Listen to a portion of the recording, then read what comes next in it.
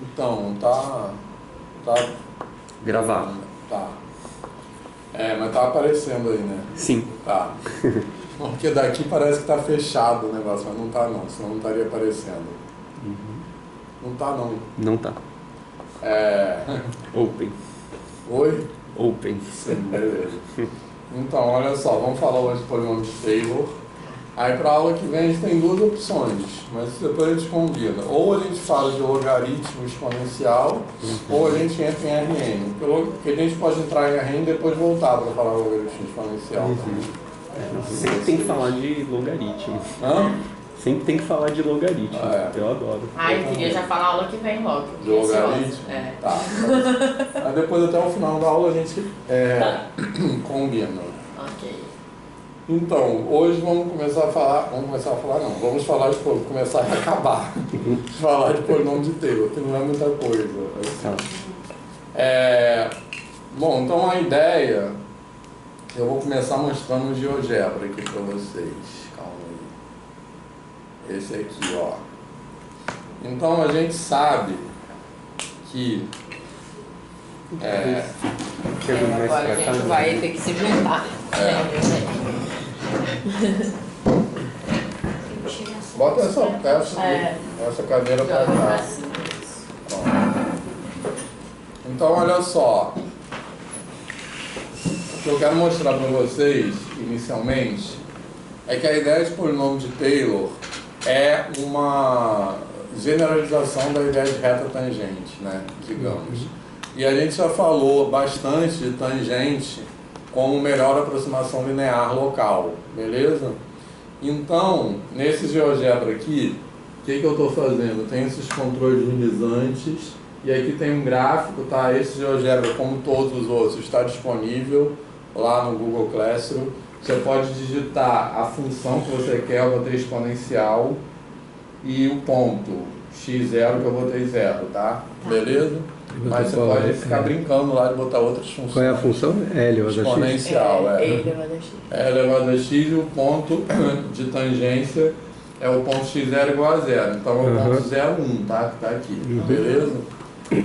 Então aqui a gente tem uma reta e a gente pode, aqui eu estou ajustando, nesse controle deslizante é o C, né? O termo coeficiente linear, né, que chama, o termo independente, beleza? E aí a gente pode ficar mexendo aqui e eu vou ajustar para ela, pronto. Aí ela agora passa no ponto. E agora que a gente tem a reta passando no ponto, a gente pode procurar a melhor reta. O que é a melhor reta? A reta que melhor aproxima a curva. E para isso a gente vai mexer na inclinação, no coeficiente angular, beleza? E aí é aquilo que a gente já viu, que a gente falou bastante nas aulas anteriores, a reta que melhora, essa ideia de que melhor aproxima a curva, é que a diferença entre a curva e a reta, né, f de x menos r de x, tende a zero dividido por ΔX. Não significa que ela tende a zero numa taxa maior que ΔX, beleza? Que é a definição de derivada, tranquilo, pessoal? Então por isso que essa é a reta que melhor, dentre todas as retas que passam por esse ponto, essa é aquela que melhor aproxima a curva, beleza? E isso possibilita fazer, como eu já falei, a gente já falou bastante também, a ideia de aproximação linear é muito central em cálculo, porque a ideia é em cálculo diferencial, né? Porque a ideia é aproximar coisas não lineares por coisas lineares, e com isso a gente consegue estudar propriedades das coisas não lineares observando as propriedades das coisas lineares. E o primeiro exemplo disso que a gente vê em cálculo 1 é crescimento e decrescimento que a gente viu na aula passada. Beleza, pessoal? Tá? Então agora, só recapitulando, porque isso vai ser importante, porque eu vou falar em seguida, tá? A gente pode ficar mexendo aqui na inclinação. Beleza? Então, mexendo na inclinação, eu tenho uma família de retas, né, que passam por esse ponto, e dessa família de retas eu vou buscar aquela que também é 1, a inclinação está 1 ali, tá? Falei, é 1 porque eu já sei que a função tem derivada a 1 no ponto, tá? Só a título de ilustração. Então essa é a reta que melhor aproxima a curva. Beleza, pessoal? Aquele alien é o quê? Então, isso que eu ia falar agora. Só que isso aí não é uma reta, isso é uma parábola que eu botei o A igual a zero. Bom! Então, porque agora a gente aumenta o grau do polinômio. Tranquilo? Então a ideia que eu quero mostrar nesse GeoGebra para vocês é a seguinte. É que quando eu tenho uma reta, eu tenho basicamente um parâmetro. Quer dizer, além da altura, né? Além do termo independente, eu tenho um parâmetro geométrico assim que é a inclinação. Então eu fixo a reta por esse ponto e posso brincar com a inclinação para dentro de todas as retas buscar aquela que melhor aproxima a curva. Só que se eu, em vez de buscar a melhor reta, a reta que melhor aproxima a curva, eu me propuser a buscar a melhor parábola, né, a parábola que melhor aproxima a curva, eu tenho mais um parâmetro que é a concavidade. Né? Então eu posso fazer assim, ó. Aí agora eu tenho uma família de parábolas. Todas essas parábolas são tangentes à curva nesse ponto, porque elas passam pelo ponto e têm a mesma reta tangente, então elas são tangentes entre si. Só que dá para ver nitidamente que dentro de toda essa família, então eu tenho uma família de parábolas tangentes à curva. Sim. Nessa família tem algumas que se parecem com a curva mais do que outras, essa não parece nada com a curva. Sim. Mas eu posso buscar, posso melhorar isso aqui, né? Beleza? Tranquilo. Então essa já é melhor. Essa parece melhor, ó, tá vendo? Sim. Essa parece bem boa, assim. Tranquilo? Então essa é a ideia. Como eu tenho uma parábola, eu tenho mais um grau de liberdade, né? Eu tenho mais um parâmetro que eu posso ajustar para buscar uma aproximação melhor. Então com a parábola eu vou conseguir uma aproximação melhor do que a reta, né? Porque pode ver que ela está mais parecidinha. Se a gente der zoom ali, ela vai estar mais parecidinha que a reta. Beleza? Será que eu posso ter passado tantos anos na minha vida e nunca ter visto? Como pode, né? Eu também não. Nunca. Mas vocês viram o polinômio de Taylor, que às vezes não vê. Não. Não, o pior é quando a pessoa vê, mas não vê isso. Eu não sei, eu vou precisar ver para ver se eu lembro. Tem uma fórmula. É somatório, sobre n fatorial, derivada enésima sobre n fatorial. Vocês lembram dessa fórmula? Acho que não. Os cursos de cálculo calcular. E você, Arthur? Limite, derivados integrais. Mas viu assim. E depois calcular áreas e volumes. Na sua faculdade. Foi isso que você viu em conta própria. Não sei que cálculo. Talvez 2. Mas você viu essa interpretação? Com certeza, sim. E eu acho que revi depois em análise. Mas beleza, pessoal, fez sentido. Então tem duas ideias aqui, que eu posso, assim como eu pergunto a melhor reta, eu posso procurar a melhor parábola. Então eu tenho uma família de parábolas e eu posso procurar a melhor parábola. Sim. Beleza? Nessa família. Melhor é aquela que melhor aproxima. Então essa é uma ideia. E uma outra ideia, que por enquanto eu estou falando intuitivamente, daqui a pouco a gente vai formalizar, é que, assim, visualmente, né, dá para perceber que quando eu procuro aproximação por parábolas, eu tenho a possibilidade de conseguir uma aproximação melhor do que eu consigo uma aproximação por retas. A gente vai entender isso melhor. Vai entender isso melhor daqui a pouco, beleza, pessoal? Tá. Tá tranquilo isso? Sim. Certo? Beleza? Vai ter a ver também com a razão ou não? Vai, exatamente, vai ter a ver com a razão. Já vou chegar lá. Acho que você comentou isso na primeira aula, que embaixo vai elevar ao quadrado. Exatamente, é justamente isso. Aquele quadrado, ele vai ao curvo, não sei o que, você vai... Aí vai indo mais rápido. Agora, tem um limite para cada função, tem um limite de grau que você aproxima melhor, né? Ou quanto maior o grau... Quanto maior o grau, melhor a aproximação por causa Por causa do grau 1000, Todas as funções eu posso? Não, se a função tiver 1000 derivadas, né? Isso. Por causa do ΔX ali embaixo que se quadra. Você vai fazer um ΔX elevado a n, entendeu? Entendi. Então se a função É por causa da razão mesmo, né? X derivadas, Isso. grau X. Exatamente. Beleza? Então vou aproveitar e escrever isso. A gente vai fazer umas outras contas ainda antes, mas já que vocês adiantaram, a gente vai... Não, de jeito nenhum, ao contrário. Então a ideia é a seguinte, eu tenho aqui, se eu tenho, vou chamar, tenho a função, assim, falar, daqui a pouco a gente vai anunciar, tá aparecendo? Não dá pra ver, né? Aí eu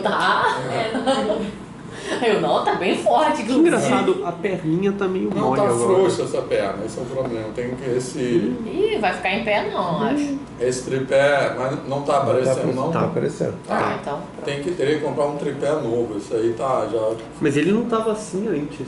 Não tá assim, tava há algum É? tempo. Então olha só, pessoal, eu vou chamar, tem a função f, aí não vou escrever eu vou escrever em forma de D, contido em R, mas é isso, tá? Vou botar logo, assim, só pra...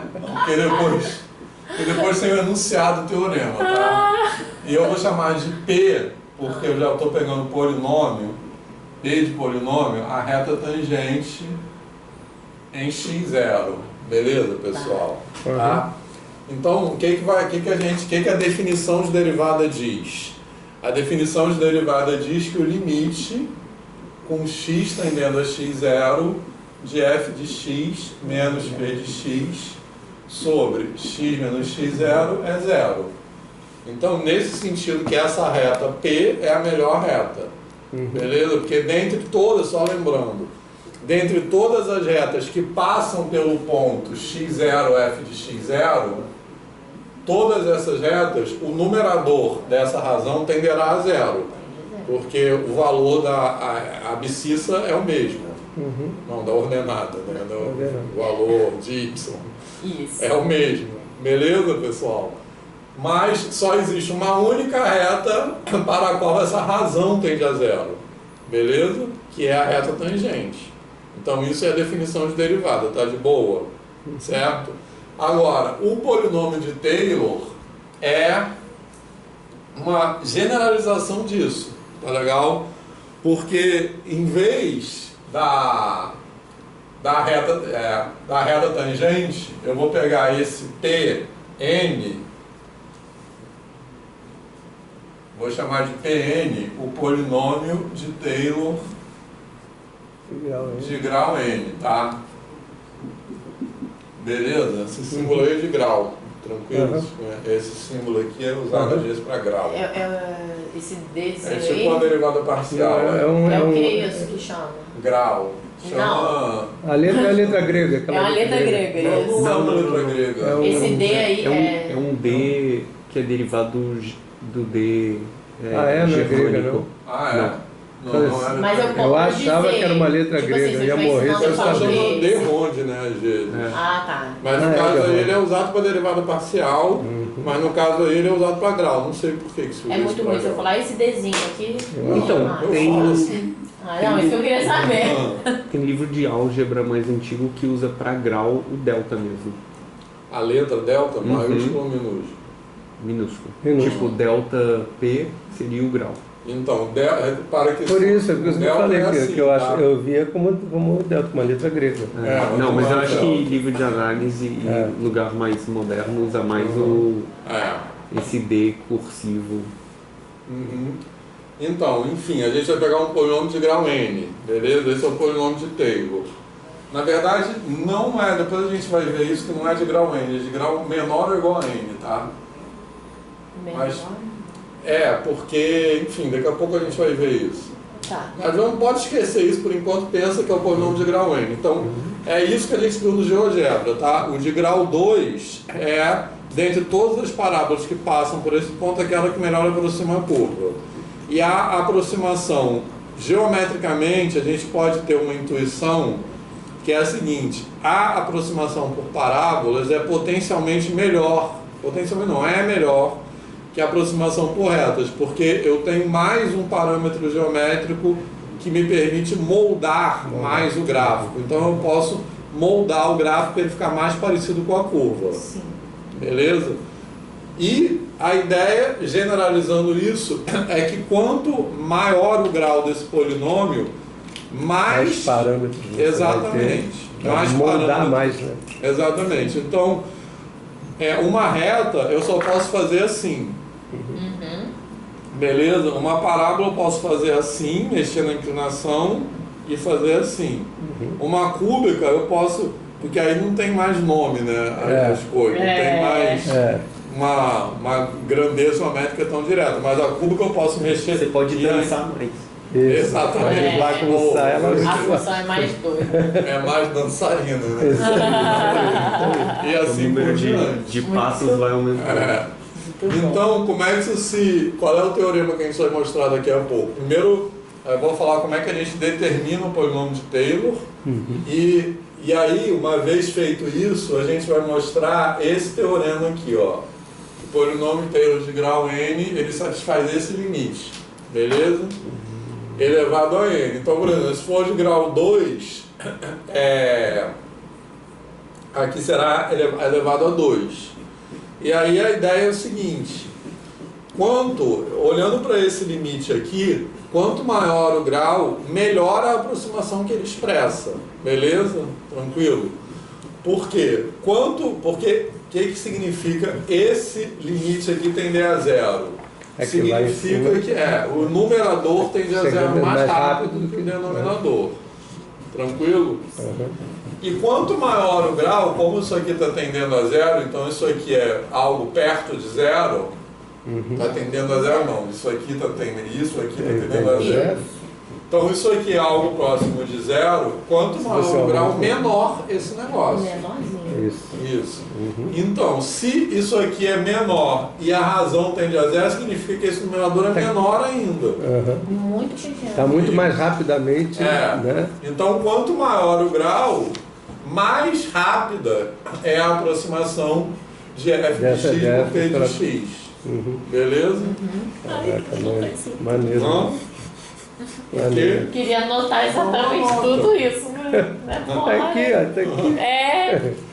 Mas se quiser anotar, anota.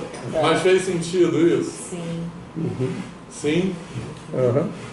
Beleza? Tranquilo? Pode continuar? Pode. Tá, vou apagar isso aí, pode? Não. Se tirar, pode. Porque agora a gente vai ver o seguinte, película anti-espio. Oi? Não, ele perguntou se minha tela é polarizada. Eu falei, é película que é anti-espio. Sim. Tá, então agora a gente vai ver o seguinte, daqui a pouco a gente vai voltar a isso, a gente vai demonstrar esse teorema, tá? Beleza? Mas, ou seja, qual é o polinômio que atende a isso? Isso, agora a gente vai fazer como a fórmula para esse polinômio, beleza? Então primeiro a gente vai chegar à fórmula desse polinômio por meio de uma ideia geométrica, tá? Que é a seguinte: quanto mais derivadas em comum duas funções têm, mais parecidas elas são naquele ponto, num ponto x0 específico. Então, por exemplo, por que essa parábola aqui é parecida com essa exponencial? Porque ela tem a derivada primeira e a derivada segunda iguais à derivada exponencial, ou seja, ela tem a mesma inclinação, portanto ela é tangente, e ela tem a mesma concavidade. Beleza?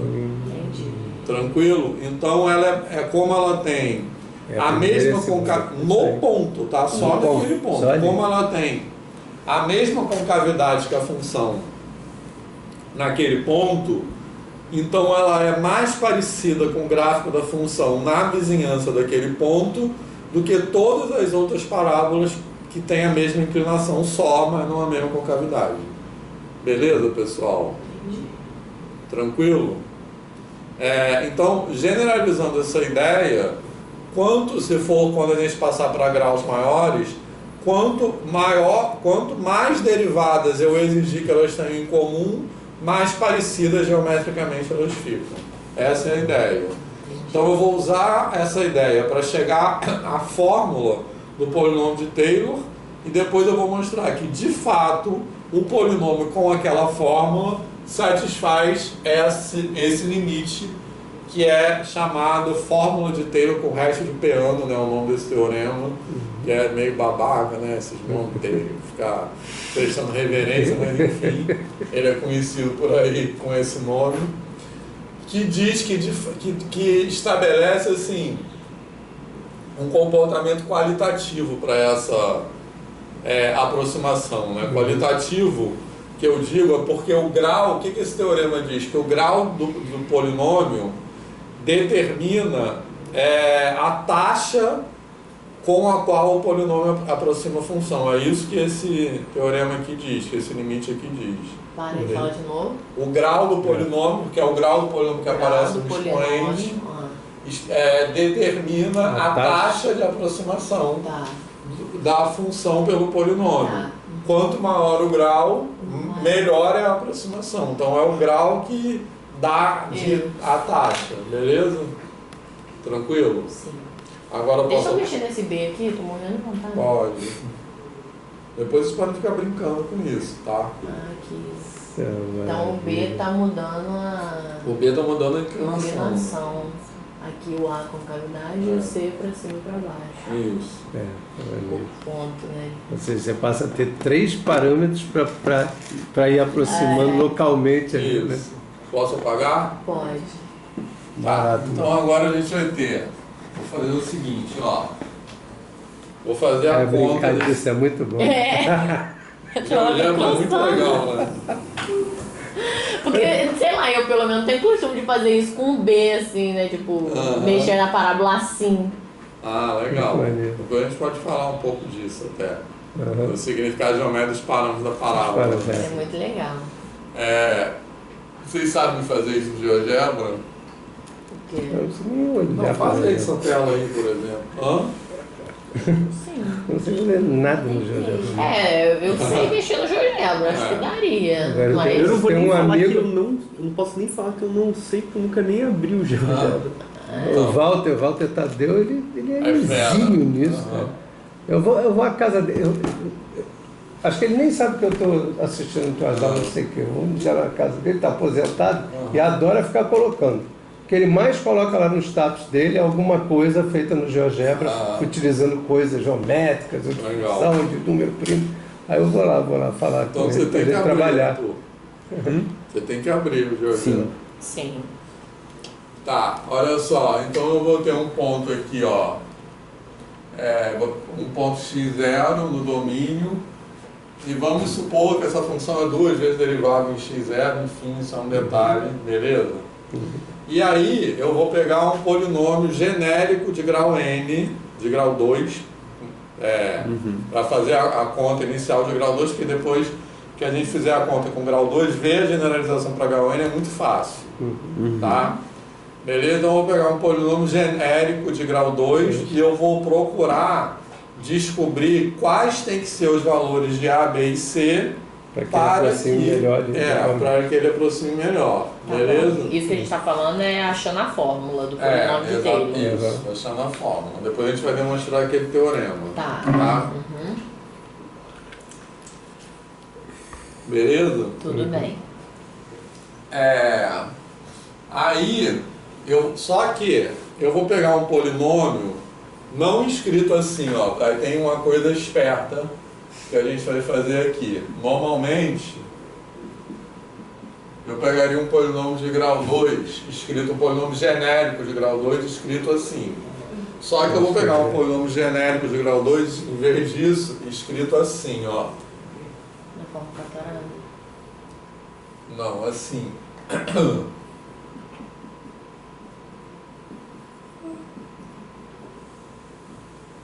Beleza? Isso aí, eu posso pensar que geometricamente é como se eu estivesse fazendo uma mudança de variáveis, é como se eu estivesse colocando a origem, porque se eu estivesse deslocando o eixo y para cima do ponto x0, entendeu? Porque isso aqui, quando isso aqui é zero, quando x é igual a x0, como se eu estivesse colocando o zero no x0. Se eu interpretar isso como uma mudança de variável, é isso que eu estou fazendo, beleza, pessoal? E qual vai ser a vantagem disso? Que quando eu substituir x0 vai dar 0, então vai dar uma conta muito mais simples do que o outro, beleza? Então, isso aí que eu vou falar tem no PowerPoint, tá? Quais são as exigências que eu vou fazer? Primeira exigência que eu vou fazer é que o polinômio passe pelo ponto, né? Então P de x0 tem que ser igual a f de x0, beleza? Tranquilo? Tá? Então isso vai me dar, por isso que eu botei lá o x0. Se eu substituir P de x0 aqui, o que vai ficar? C, beleza? Se eu substituir x0, então P de x0 é igual a C. Isso vai me dar que o valor de C vai ser f de x0. Beleza? Tranquilo? Aí qual é a próxima exigência que eu vou fazer?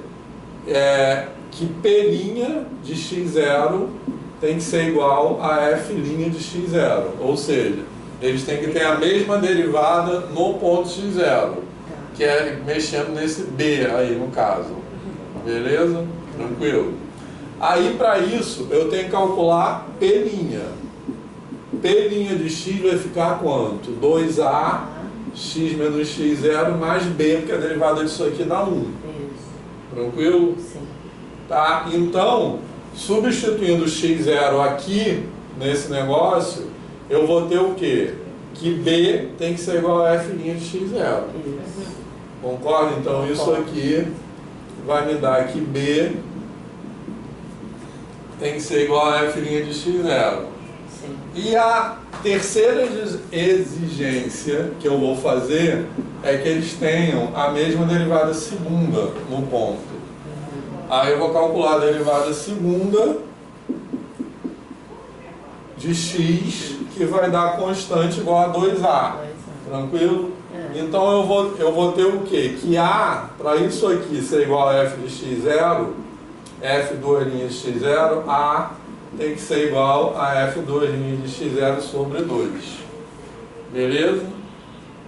Tranquilo? Então, qual é o polinômio de Taylor? De grau 2. Vou botar um 2zinho aqui. F duas linhas de x0 sobre 2, que multiplica x menos x0 ao quadrado, mais f' de x0, que multiplica x menos x0, mais f de x0. Beleza? Então reparem que se eu não escrever isso aqui... A gente só precisa derivar duas vezes a função. Isso. E substituir no ponto. É isso. Tranquilo? Então, repara só, que se eu não tivesse isso aqui, ó, isso aqui de grau 1 é a reta tangente. É a equação da reta tangente. Isso aqui é o A da reta tangente e é isso aí. Tranquilo? Então, esse coeficiente angular aqui é a inclinação da reta tangente. Coeficiente de grau 2 é a derivada segunda sobre 2. Beleza? Bom, e aí, como eu disse, a gente poderia fazer essa conta para um grau maior. Tá? Vai ficar 3 embaixo? Não, vai ficar 3 não, vai ficar quanto? Não, no próximo, né? No próximo, não é 3 que vai ficar. Não, é 6, né? É 6. Exatamente, beleza? Sim. E pro 4 vai ficar quanto? Se for 4 de grau 4. 24. Isso, que é o também conhecido como 4 fatorial. É o fatorial. Vai aparecer um fatorial porque eu vou ficar derivando. Né? Porque vai sempre multiplicar pelos outros. Ai, que maneiro!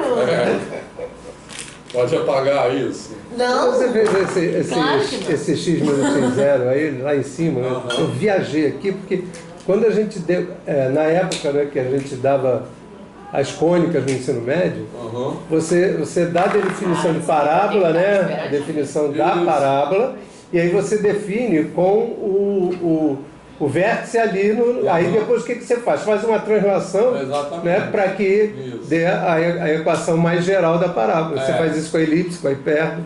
Eu fazia, cara, a gente fazia isso no ensino médio. Pois é. Eu dei aula assim, pro... Então, isso que você está fazendo translação no plano, né? Isso aí. Quando que chama aquela forma canônica, né? Isso aí. Do círculo mesmo, né? Exatamente. Você tem que completar quadrados para colocar ela no ponto. Isso aí. Você primeiro demonstra com o centro no 00, o vértice lá no 00, e depois você faz uma translação para você botar as parábolas em tudo quanto é lugar. E tem a rotação também, que a rotação... Cara, a gente trabalhava tudo isso no ensino médio, cara. Uma loucura isso. Hoje a gente não dá mais nada. Vamos chegar muito mais pronto. Mas aí tá. A grande questão, né, a grande dificuldade disso é que a gente tinha... Esse é o grande desafio, né? A gente tinha um ensino médio, mas com mais conteúdo, mas para menos gente. Agora a gente tem para mais gente, então como equilibrar essas coisas? Né? Exatamente, com mais gente só, mas com a carga horária. Eu acho que o problema todo é a carga horária. Por exemplo, o Pedro II foi diminuindo a carga horária de matemática, hoje a gente tem 4 tempos de 40. Mas eu acho que é também a formação de professores, né? Também, é tudo atrelado. Que a gente não consegue aqui. O FRJ, por exemplo, forma uma quantidade muito pequena, até...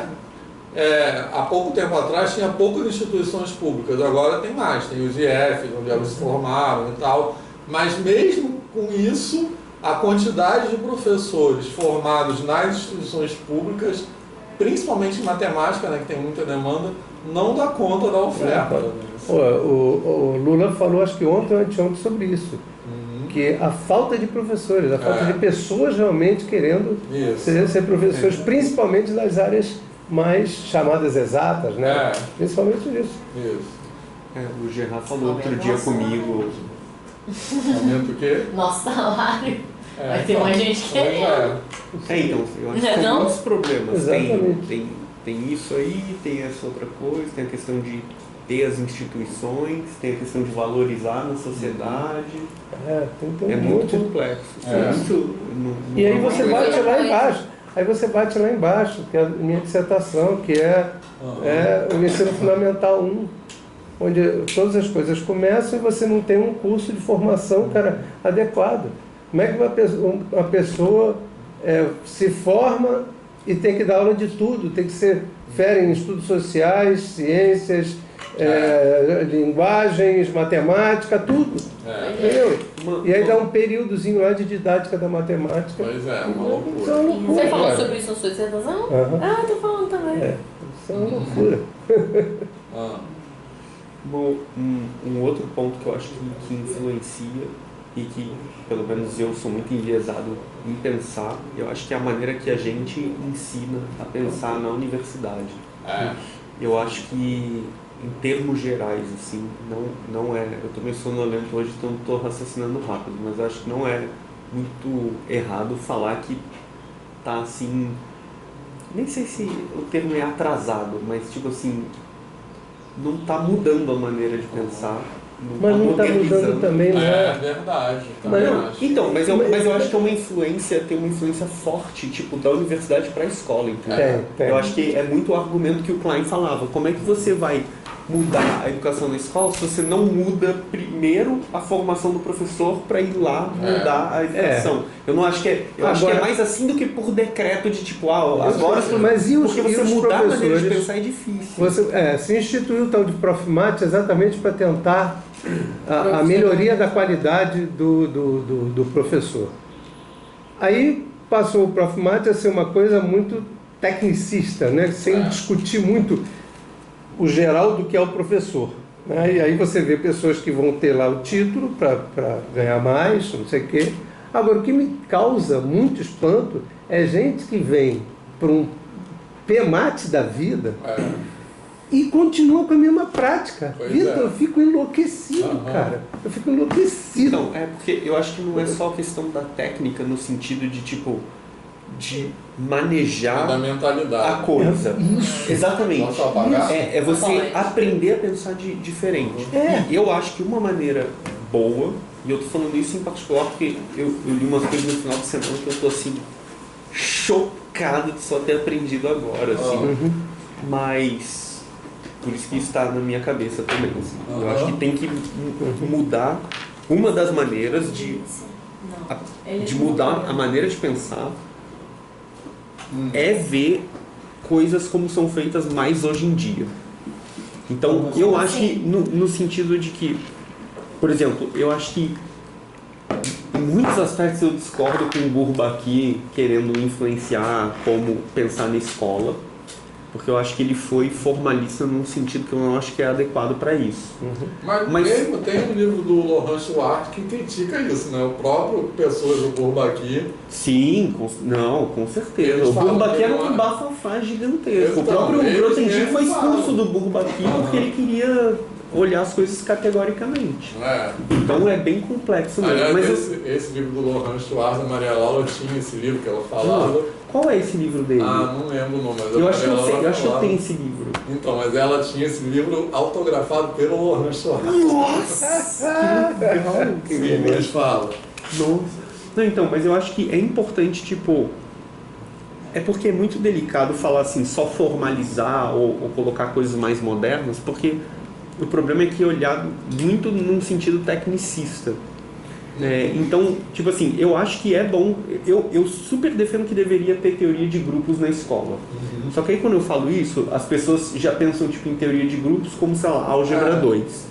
Elas não entendem o que eu tô falando, cálculo, porque... Quando eu falo cálculo na escola, é variação, essa ideia de variação. É óbvio. Não então, é fórmula. Exatamente. Então, não é o cara sair calculando um monte de coisa, não sei o que. A ideia de variação, que é a taxa de variação, não sei o que é uma coisa muito importante. Então, só que aí eu acho que, por exemplo, na universidade também deveria acontecer esse processo, porque eu acho que seria uma coisa de via de mão dupla, assim, sabe?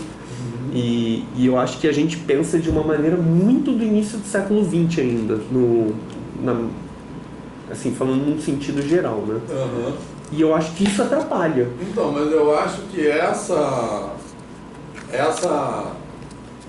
virada do século XX, né, caracterizada pelo grupo Bourbaki, não estou culpabilizando as pessoas do grupo de Bourbaki, mas isso causou uma influência na maneira de pensar sobre matemática que fica até hoje. Então, as pessoas, o que aconteceu naquele momento? Porque essa coisa, o formalismo, qual é um grande erro? É pensar no formalismo como algo absoluto. O formalismo é universal, contextualizado. Então, naquele momento havia essa necessidade de construir esse foi o projeto do grupo Bourbaki, enfim, de construir aquele formalismo, mas a matemática não se reduz ao formalismo. Aí as pessoas começaram a pensar assim. Então essas coisas que eu falo para a formação de professores, de matemática problematizada, etc., eu acho que elas se aplicam para a formação de matemáticos também. De matemáticos. Porque o que acontece? Quando eu voltei a estudar, eu pensava o seguinte: poxa, eu quero melhorar as minhas técnicas de ensino. Deborah Ball, que era uma referência, né? Aí você tem, se você fizer desse jeito, né? E aí, aos poucos, né? E, cara, por isso que foi excelente eu voltar a estudar, né? E encontrar você já muito diferente também, pensando, né? Bem diferente. Por quê? Porque a gente, quando é inquieto, a gente vai tentando... Hoje eu olho para uma turma e vejo isso que você falou, muito mais gente, plural. Ali tem cota, fico até arrepiado, cara, ali tem cota. Ali eu tenho um aluno que chegou para mim no final da aula, porque meu olho encheu d'água, que ele tem um atraso no desenvolvimento cerebral dele, ele está no 3º ano. Mas ele participa. E a turma deixa ele falar e perguntar. E aí ele foi perguntando. E aí eu estava falando de limite, porque eu estava falando da série infinita, tá? Não sei o que, e fui conversando, e ele falou de um jogo, eu não sei qual é, que você cada vez vai chegando mais perto e não pega. Caraca, eu fiquei muito... Aí acabou a aula, aí eu falei, poxa, que exemplo legal seu, não sei nem qual é o jogo, eu não jogo esses jogos eletrônicos. E aí ele levantou depois, no final da aula, e falou assim, poxa, eu estou achando a tua aula tão legal. Caraca, eu, né? Porque desabei. Do entendimento, Exatamente. E ele realmente, ele tem muita dificuldade. Super, né? Não, e ele entendeu de uma maneira que outra pessoa não entenderia. Não entenderia, exatamente. Então, assim, você olhar para uma turma e ver que tem essas diferenças todas, pô, eu sou oriundo da escola particular, de gente com muita grana, dos santos colégios, dos cursinhos caros, entendeu? Miguel Couto, não sei o quê. Eu dei aula de Santo Agostinho, eu dei aula no Santo Inácio. Assim, é um outro mundo. E quando começaram as cotas e a inclusão, foi quando eu entrei para o Pedro II. Uhum. E aí isso me modificou completamente. Que bom. Completamente. Isso que eu acho que é uma coisa, porque tem gente que não se modifica, né? Não adianta, tem gente que continua do mesmo jeito. Você jeito. falou que eu me transformei muito como professor desde que eu comecei a dar aula, mas tem gente que não... É porque isso demanda muita humildade, né? A gente reconhecer que a gente não é perfeito, que a gente que a gente tem que melhorar. Cara, mas acho que... Isso que é o ser afetado que eu falo. O professor tem que ser afetado. Eu estou dando combinatória. Tem gente que fala, não, eu sou perfeito, tá ótimo. Caramba! Olha só, eu estou dando combinatória e eu estou fazendo... Cada turma está me fazendo ir por um caminho que eu vou vendo que eles estão entendendo melhor, não sei o quê. Eu tenho 9 turmas e se você olhar meus quadros, o que eu falei, as minhas, né, os exemplos, são diferentes no 9, porque eu comecei a buscar deles e fui deixando eles perguntarem, eles colocarem. Então eu era engessado. Então, lá atrás. Acabou que... Princípio fundamental da contagem, enunciava ele todo, tem um enunciado legal que eu desenvolvi muitos anos para explicar o princípio multiplicativo, não sei o que lá, e eu comecei a fazer tudo diferente. Eu comecei a colocar uma coisa no quadro, pedir para eles falando, dá muito mais trabalho, Vitor. Muito mais trabalho. Agora, se eu não quero trabalho, eu me aposento e vou para casa, não quero mais, né? É isso aí. Que bom, Ronaldo. Fico feliz. Enfim, mas então, essa é a fórmula que generaliza aquela que nós acabamos de deduzir, beleza? Muito legal. Como eu falei, a gente faz a conta para o grau 2, aí não é difícil ver que vai ficar essa conta aí, porque como a gente vai pegando o polinômio de graus, porque como a gente pega um polinômio de grau 2, só dá para derivar até a derivada segunda, porque depois, a partir daí, vai derivar a terceira vai dar 0. Então, o polinômio de grau n dá para a gente calcular até a derivada enésima, beleza? E aí vai ficar essa fórmula, esse somatório, né? Esses fatoriais aqui vão aparecer na cada derivação, beleza? Das derivações sucessivas. E só por uma questão de conveniência de notação, né? Aqui o somatório é com K variando de 0 até N, né, que é a maior derivada.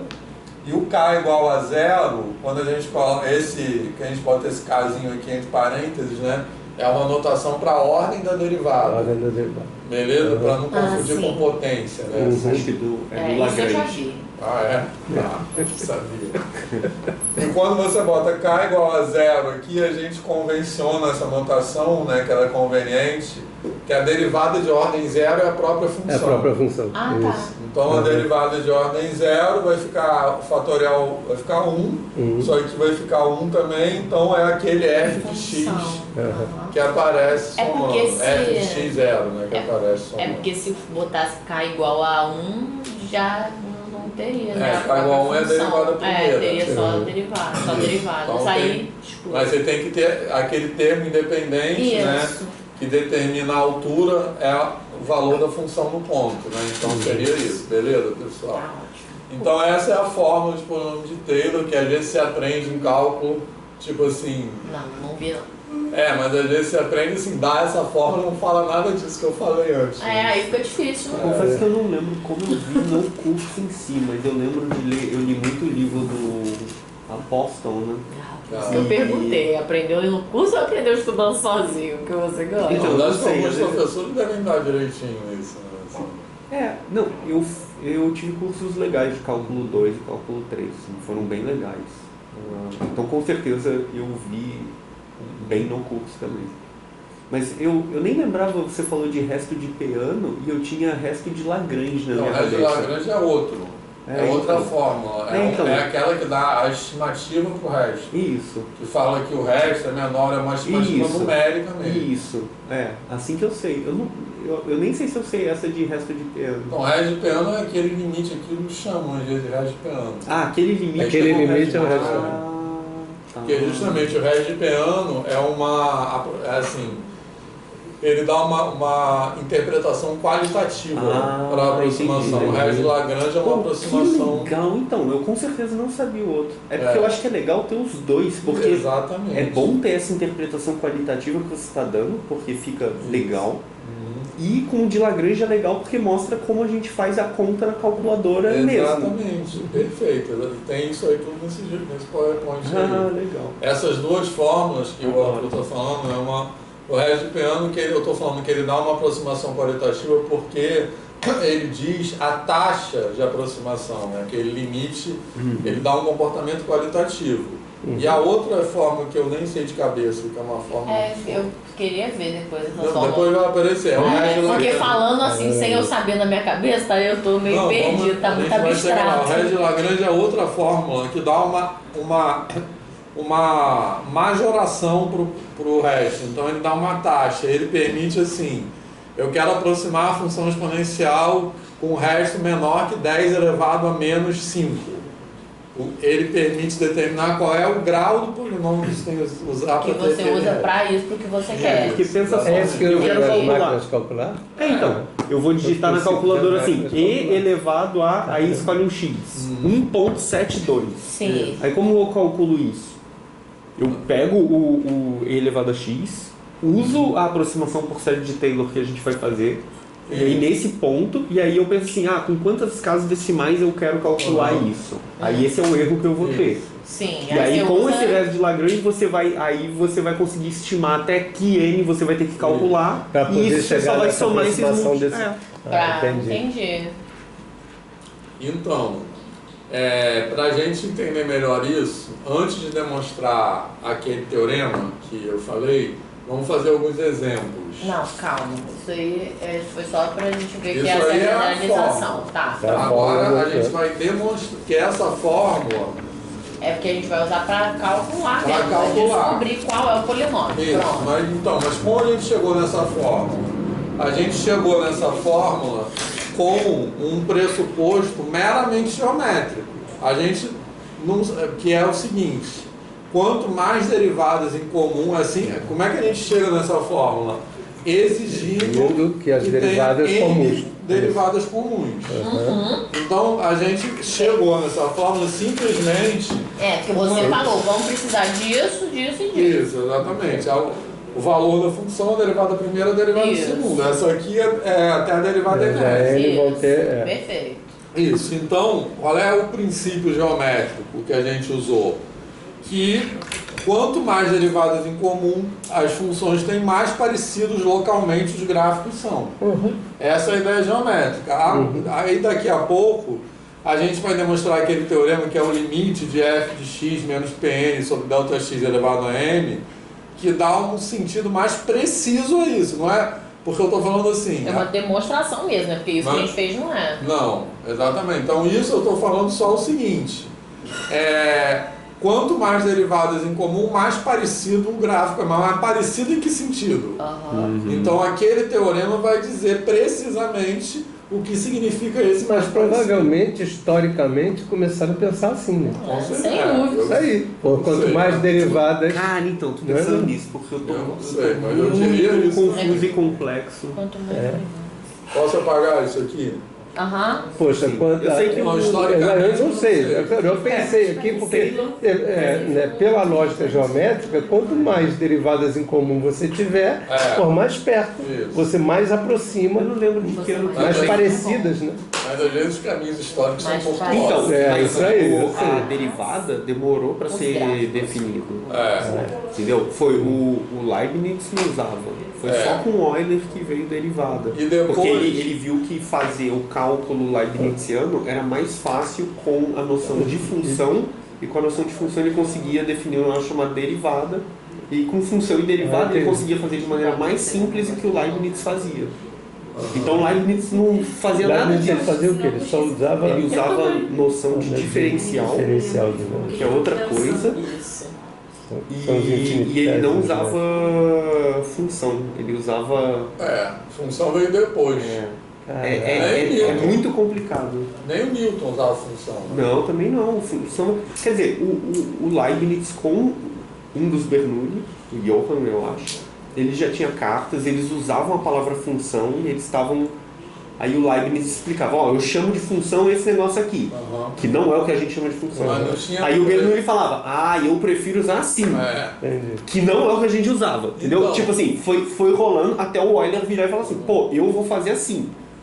Que também não é o que a gente fazia, porque a gente tem teoria de conjuntos, mas é mais próximo. Você consegue ler o Euler e falar assim, não, ele já está falando de função igual a gente. Mentira, não está. Mas a gente consegue identificar. Então, isso é interessante, esse comentário do Arthur, porque isso mostra por que foi necessário esse movimento de formalização que levou o povo aqui. Porque não tinha, as pessoas falavam função, está falando uma coisa, ela está falando outra, né? Então, porque a ideia que a gente tem de uma matemática universal, assim, no sentido dela ser igual, assim, é muito recente. Então, lugares diferentes da Europa, tinha a coisa do continental, né, e o britânico, o continental. Lugares diferentes da Europa faziam coisas diferentes, tinham nomes diferentes. Então, isso aí, um chamava de função uma coisa, outro chamava de função outra coisa. Isso eu acho que, eu diria que essa coisa de ter universal só se for no sentido de formalismo mesmo. Isso. Então, amanhã no seminário de matemática a gente vai discutir esse artigo que chama a verdade matemática dependente do tempo? E aí é muito legal, vou mandar para vocês. É de uma historiadora. Essa pergunta dá conversa demais. Não, tem 13 páginas. E é super tranquilo de ler. É de uma historiadora da matemática estadunidense chamada Judith Grabner. Só que o artigo é antigo, é de 74. Eu vou fazer várias críticas amanhã, mas ele é bem legal de ler. E aí ela foca, porque ela começa falando assim, porque nas ciências teve a revolução copernicana, darwiniana, einsteiniana, e na matemática? Na matemática tem revoluções? Como se dá esse processo? Ele acontece? Ele muda? Né? Porque tem a ideia de que em revolução científica... Isso também. Ele dizia que na matemática não tem revoluções. Não tem, Ele fala que os obstáculos epistemológicos... Isso, eu ainda não estudei isso. Então, mas o Bachelard fala que as ciências são movidas pelos obstáculos epistemológicos. Então tem o obstáculo, tem um... Aí ele fala que na matemática não tem. Ele fala isso, que a exceção é a matemática. Chocado. Então, o Gert ele tem um livro sobre a história dos números negativos. E o título do livro é justamente uma pergunta. Números negativos, um exemplo de obstáculo epistemológico. Nossa, o Gert ele deu uma palestra outro dia para a PUC de São Paulo, foi online, está gravada no YouTube provavelmente. Quem deu? O Gert.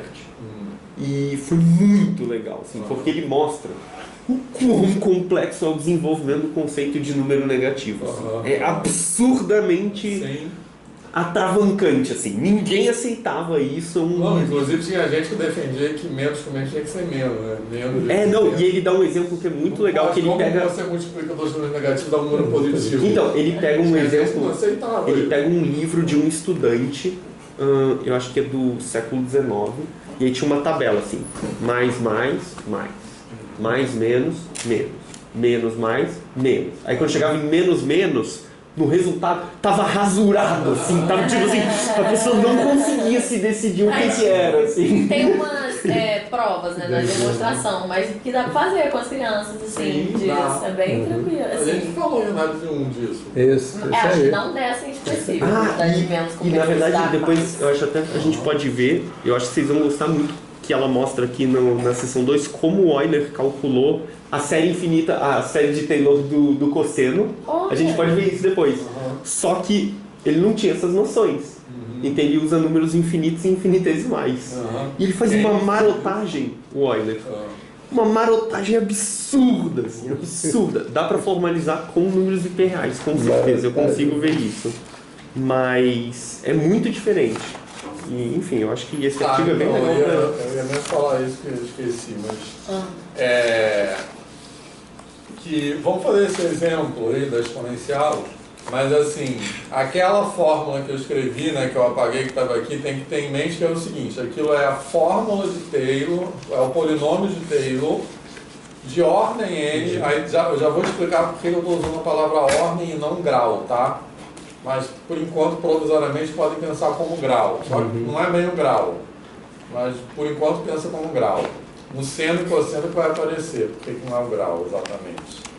Mas vamos lá, daqui a pouco a gente aqui pensa que é o grau, mas é o polinômio de Taylor. Porque o grau pode reduzir, entendeu? Mas calma que a gente vai ver. O polinômio de Taylor de ordem n de f em torno de x0, tá? Porque sempre é em torno de um ponto, a aproximação só vale igual reta tangente, ela só vale na vizinhança daquele ponto. Quanto mais próximo do ponto, melhor a aproximação. Por isso que é legal pensar em calculadora. É um número que você vai pôr onde você vai calcular. Isso aí. Legal. Beleza? E a outra coisa que tem que a gente não vai falar na disciplina, eu poderia falar, é série de Taylor, que a gente está falando do polinômio de Taylor, de grau n. A gente, naquela fórmula aqui, eu posso pensar no somatório infinito. Beleza? E se o n? E se o n for crescendo, né? Se o n for crescendo, tranquilo. E aí, quando a gente tem a série de Taylor, tem envolvida uma questão de convergência, porque a série pode não convergir. E aí tem uma ideia que é o raio de convergência, que é em torno do ponto, x0, qual é o raio que a série converge para a função, entendeu? Porque aí o polinômio de Taylor, qual é a ideia? O polinômio de Taylor, ele fica parecido com a função. Sim. Mas como é a série, que é um polinômio de grau infinito, como se fosse, é de se esperar que ele seja igual à função. A série convirja para a função. Então que o valor da série seja igual aos valores da função. Só que nem sempre isso acontece. Que tem um raio que isso vai acontecer, fora desse raio isso pode não acontecer. E tem exemplo de funções que o raio é zero. Isso que eu ia perguntar, mas sempre tem um raio não, né? Às vezes não tem um raio. E essas que a série de Taylor converge são chamadas as funções analíticas, que são as funções mais bem comportadas do mundo, assim. Que legal, vamos ver isso. Então, tem que fazer análise complexa depois. Então, na verdade, tem o seguinte, tem muitas coisas legais, assim, que eu vou fazer análise 3. Porque, na verdade, tem o seguinte. Com certeza. Tem as funções que a gente já falou, função de classe CK, que tem até a késima derivada, e a késima derivada contínua. Aí tem as funções de classe C infinito, que são aquelas que têm todas as derivadas, beleza? Tipo, essas aqui, todas essas que a gente estuda em cálculo 1 são de classe C infinito, tá? Porque exponencial tem cosseno, tudo aquilo tem. Não todas. A função módulo de x. Sim, mas essas funções... Essas funções aqui são... Maioria. Exponencial, trigonométricas, logaritmo, tudo isso é classe C infinito, tá? Tem todas as derivadas, beleza? Se ela tem todas as derivadas, eu posso determinar o polinômio de Taylor de qualquer grau. Sim. E posso determinar também a série de Taylor, porque se ela não tiver todas as derivadas, eu não consigo escrever a série de Taylor, porque eu não vou ter o somatório até infinito. Isso. Só que pode acontecer dela ter todas as derivadas, e eu posso escrever a fórmula de Taylor, só que a fórmula de Taylor não converte para a função. Pode acontecer isso. Por que será que isso acontece? São coisas bizarras. Tem um exemplo lá. Eu estou tentando lembrar. É uma função elevada, não sei quanto. Eu não estou lembrando. Eu não sei de cabeça. E é um exemplo que é fácil fazer a conta. É muito fácil. Tipo assim, porque pensando na conta, eu consigo enxergar que isso pode acontecer. Mas geometricamente não consigo pensar porque que não daria certo. Não tem uma interpretação geométrica. Entendeu? Tipo, minha cabeça eu não vai. Eu não sei. Assim, minha interpretação geométrica, claro. Pô, seria legal de pensar nisso. Minha cabeça tá travando. Mas aí a questão é que tem as funções C infinito, que são aquelas que têm todas derivadas. E as mais bem comportadas no mundo são as analíticas, que são as funções que são C infinito e a série de Taylor converge. Entendeu? Que é mais fácil de pensar. Isso. Beleza? Acho que ele não consegue pensar porque a gente Então, e essa ideia de série de Taylor, historicamente, também tinha essa motivação, que é porque os polinômios são mais fáceis de lidar algebricamente, fazer as contas. Então é pensar numa função transcendente, como é o caso dessa aqui, como um polinômio de grau infinito. Entendeu? Eu acho que foi uma ideia, não sei se foi a motivação, né? Mas historicamente é uma ideia importante. O Euler resolveu o problema da Basileia assim. O problema da Basileia é somar o recíproco dos quadrados. O que é? Tipo, 1 sobre 1 mais 1 sobre 4 mais 1 sobre 9 mais 1... Os quadrados mesmo. Somar os inversos dos quadrados. Sim. O Bernoulli perguntou como fazer isso. Na verdade é bem antigo. O Leibniz já tentava fazer. Muita gente já tentava calcular isso. Que era uma época que estava todo mundo calculando um monte de série, assim. Estavam conseguindo e essa não conseguiam. Nem ferrando. Isso vem desde antes do Leibniz, eu acho. Com um cara chamado Pietro Mengoli. Mas, tipo assim, muita pessoa tentava calcular isso há muito tempo. E tinha um motivo específico que eles queriam calcular isso? Não, porque estavam calculando um monte de série, estavam descobrindo métodos e tal. E aí, às vezes, chegava um assim, aí ficava um pouco atravancado, aí alguém conseguia lá, aí era meio que uma disputa, assim, só que essa ninguém conseguia, de jeito nenhum. E foi passando, assim, século e ninguém conseguia. Aí o Euler ele pensou assim, e se isso fosse um polinômio infinito? E aí teria infinitas raízes assim. Aí ele faz uma marotagem absurda, assim, que nem ele gostou, assim, até ele ficou com o pé atrás e falou, eu acho que eu forcei muito a barra. Mas aí ele chegou no valor que é π ao quadrado sobre 6, que é o zeta de 2. E aí depois ele calculou isso para todas as potências pares. E até hoje ninguém sabe para as potências ímpares. Olha que interessante! O zeta de 3, por exemplo, o recíproco... as coisas duram na matemática. O Euler, ele tinha... foi em 1735 que ele calculou o zeta de 2. E aí ele tentou depois, ele conseguiu para os pares, que não é muito difícil quando você consegue para o 2. Aí ele foi tentar para o 3 e não conseguiu. E aí desde 1735 ninguém consegue. E aí teve um matemático, o Apéry, ele provou que o zeta de 3 é irracional. Então a gente tem uma prova da irracionalidade sem saber qual é o número. Legal. Isso é muito doido. É porque é indireto. Enfim, mas olha só. Então continuando, vamos fazer esse exemplo aqui e aí a gente vai fazer esses exemplos que são bem conhecidos. E vamos botar no GeoGebra, que a gente tem aquela que fica lindo no GeoGebra. Vocês vão ver. Tá?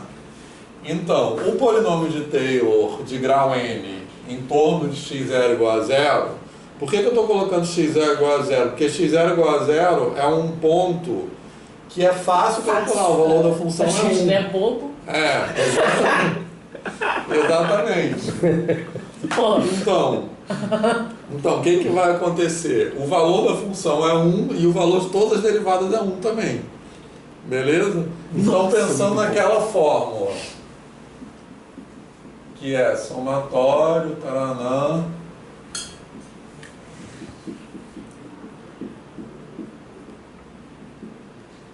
como é que fica essa fórmula para esse caso? Essas derivadas aqui, x0 igual a 0, isso aqui tudo vai dar 1. Beleza? E o x0 igual a 0. Então vai ficar simplesmente isso aqui, ó. Somatório.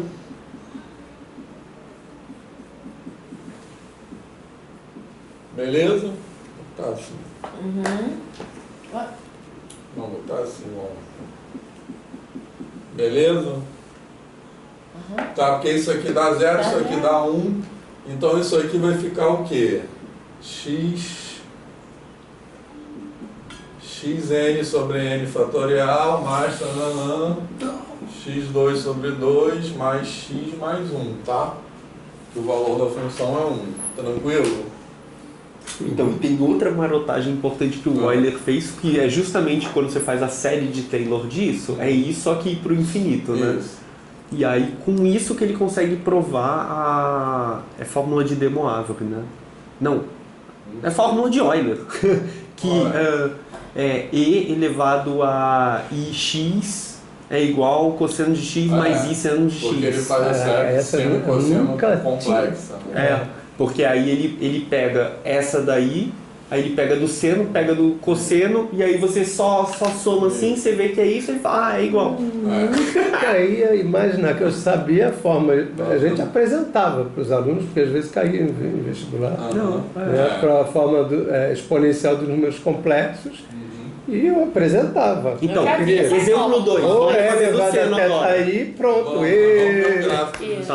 Então, vamos fazer a do seno, vamos fazer a do cosseno, depois olha para esse e aí vai ficar natural. Mas olha só, tá de boa isso aí? Sim. Uhum. Tranquilo? E aí, só uma observação antes de fazer o gráfico, porque qual é a ideia? Antecipando o que a gente vai ver no final da aula.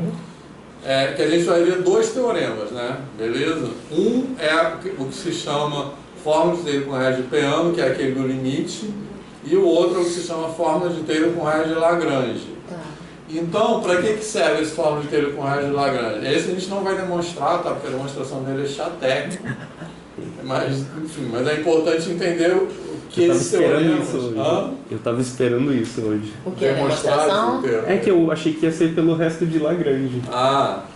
Então, mas é importante conhecer esses 2 teoremas, tá? Porque o que o raiz de Lagrange permite fazer? Como eu falei agora há pouco, como a Maria falou, a gente não é bobo nem nada, eu não vou botar x igual a 2, porque E elevado a 2 vai ficar uma fórmula escrota. Mas qual é a vantagem disso? Que agora eu tenho esse polinômio de Taylor aqui super bonitinho, fofo, né, assim, e ele vai me permitir, como eu sei o valor da função em 0, beleza? Sei. Ele vai me permitir calcular aproximações para o valor da função em outros pontos. Então suponha, porque o que acontece? Para x0 igual a 0, o valor desse polinômio é igual ao valor da função. Beleza? Que é 1. Isso. Tranquilo? Para pontos próximos de 0, o valor do polinômio aproxima o valor da função. Beleza? Para um valor, sei lá, x igual a x, se eu colocar x igual a meio, o valor que eu botar aqui, x igual a meio, vai ser um valor que vai ficar próximo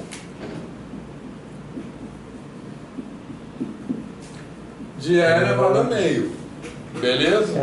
Aí esse negócio Lagrange fala o quão próximo, qual é o erro? Então, esse de Lagrange fala. Suponha, porque eu estou falando que só se aproxima. Ele dá, o de Lagrange dá uma estimativa para o resto. Para o resto é a diferença. Isso aqui. Entendi. A diferença entre o... Isso aqui é o resto. O de Lagrange, ele dá uma estimativa para o resto. Ele fala, esse resto... É como se fosse um erro, né? Exatamente. É o erro. Ele fala, esse resto é menor ou igual que não sei o que. É uma fórmula aqui. Tá ótimo. Então, essa fórmula, ela vai dizer o seguinte. Suponha que eu queira usar esse polinômio de Taylor para calcular uma aproximação de E elevado a meio com o resto menor do que 10 elevado a menos 5. Aí ele vai te dizer qual é o grau que tem que você tem que usar para garantir que esse resto seja desse tamanho. E esse é de quem que faz isso? Lagrange. Pô, Lagrange é sinistro. Então, o de Peano ele dá uma interpretação qualitativa para para aproximação. E o de Peano dá uma interpretação quantitativa, exatamente. Numérica, Peano qualitativo. Isso. Mas qualitativo em qual sentido, né? Que é aquele limite. Porque ele é qualitativo porque ele dá. Ele fala qual é a taxa de convergência. Esse aqui. Tá. Entendi. É engraçado ser do Peano, né? Porque o Peano é século XX. Não sei, mas é para esse nome. É longe. Será que é do Peano? É porque eu nunca acredito nesses nomes. Eu sempre acho que Às vezes não é. Não, é mentira, mas sempre tem uma verdade por trás. Isso aí. Peano. Eu gosto do Peano. Ele inventou uma língua. O latino se inflexione. Tipo esperando. O Peano também tem nada contra. Ele queria fazer tipo uma língua universal de comunicação. Quando tem esses nomes de teorema, eu sempre acho que é a branquitude operando. Justo. Mas né? Deixa eu... Calma aí, tem aqui. Pô, mas o Peano era mó sagaz, ele também deu os axiomas de Peano. Eu gosto dele por causa disso, acho top os axiomas. Então, olha ele também só. fez coisas importantes, equações diferenciais. Não tem a existência de Peano? Não tem o quê? A existência de Peano? Sim, verdade. Olha só. Então agora aqui que vocês estão vendo é o gráfico da exponencial e a reta tangente. Agora vamos botar o polinômio de grau 2. É esse aqui. Top. Polinômio de grau 3. Estamos vendo aqui uma parada. Aqui, eu botei aqui até o de grau 4. Calma um bocadinho. Desliga o 2. E o 1 também. Porque aí a gente consegue enxergar melhor qual é qual. Caramba, Vamos ver de cada vez. Olha isso, olha isso. Esse Olha é o de isso. 5. Esse é o 5. Olha Muito isso. bom, né? Esse é o 4. Que Esse é o doideira. 3. Dá pra mudar o zoom? Dá pra mudar o zoom do... Dá. Porque esse... Não, então, desdá o zoom. Porque nesse daí dá pra... vai mais pra longe. Zoom out. Isso, aí agora vai aumentando o grau. Aí tiro do 2, né? Já tá ainda bom, dá pra ver. né? Aí põe o outro. Agora já tem que tirar mais... Vai mais pra longe no zoom. Ó como tá melhorando. Ó como tá melhorando. Tá. Aí, agora dá pra ver. Agora põe o 5. Pô, bom, legal. Tiro 4. Tiro 4. Ih, tem que desdar mais um. Mas aí o negócio do raio fica engraçado, né? Porque, tipo assim, quando a gente olha pra esquerda, é um micro-raio. E pro outro, pode acontecer isso. Poxa. Um raio maior para um lado que para o outro. Mas normalmente, quando a gente aí não fala... dá pra considerar raio. Mas quando a gente fala do raio de convergência, por uma questão de conveniência de conta, né? A gente vai considerar um delta dos dois lados, né? Então vai considerar... Ou seja, como se fosse um raio mesmo, né? Isso, como se fosse literalmente um raio. Aí é mó triste, porque vai ficar minúsculo o troço, sendo que a aproximação é mó boa. Mas olha que maluco, porque nesse caso tem a série de Taylor. E vai ser igual. Então, no limite, vai ser arbitrariamente bom. Isso. E o raio de convergência é infinito, né? Nesse caso. Porque se você faz o polinômio com a série de tendendo ele ao infinito, ele vai... Né? Então tudo bem, tirou de Não, já tá mais do alto, ó, porque ali já é 70, ali já é menos 40. Então a gente tá vendo essa muito... parada ela vai colando aqui aos poucos, entendeu? Esse do lado esquerdo. Nesse caso, então, vai ser... porque você vai dando... vai dando ali, vai ficando de mais longe, ele vai tendo... né? E aí você vai tendo porque você vai ficando mais longe, aquela parte lá para baixo, né? Você vai vendo depois do ponto para a esquerda, vai ficando maior porque você vai... É que a nossa visão é pequena ainda. Exatamente. Vamos ver o limite do zoom out dele. Tem aquela forma lá de convergência que é lim-inf, como é que é?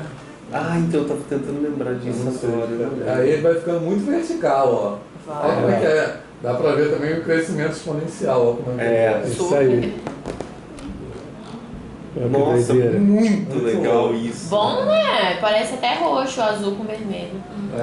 É muito... Nossa, é muito legal isso. Porque legal. Mostra como a gente fica viciado em olhar só num pedaço local da coisa, né? Isso que a gente tá fazendo agora, a gente não tá usando esse negócio de pertinho do ponto. Porque a gente nunca... tá pensando na série. Sim, porque eu nunca vou desenhar um exponencial acima. Que nem tô olhando ali. Isso. Eu vou sempre... Não, mas então, o crescimento exponencial... Ele é bizarro, né? A gente vê isso aí. É doideira. Não, e é legal que dá pra... Por conta disso, dá pra comparar com o fatorial também. O quê? Porque ali a ordem do maior é xn a n fatorial. Então você pode comparar o crescimento com o fatorial, né? Sim. Então, várias coisas legais. Muito legal. Vamos fazer logo pra ficar mais legal ainda. Outro exemplo? Não, seno e cosseno. Isso. Tem que ter. Isso que eu queria. Seno e cosseno são já vamos para análise complexa. Vamos aquecer os motores para análise 3. Então vai ser análise N. Para N arbitrariamente grande. Posso doutorado em análise. Mas esse último pedaço ele vai botar. É o outro, né? O negócio. Análise N para ele arbitrariamente grande. Essa é depois só isso. Aquele do. Pô, e olha que legal ali. Ali é calcular a raiz de E, né? Ali, ó, o E elevado a meio é calcular a raiz de E. Olha que você aproxima a raiz quadrada de E. Através do polinômio de tempo. Nossa, é mesmo. Quer calcular Nossa, aqui é 7ª raiz de E?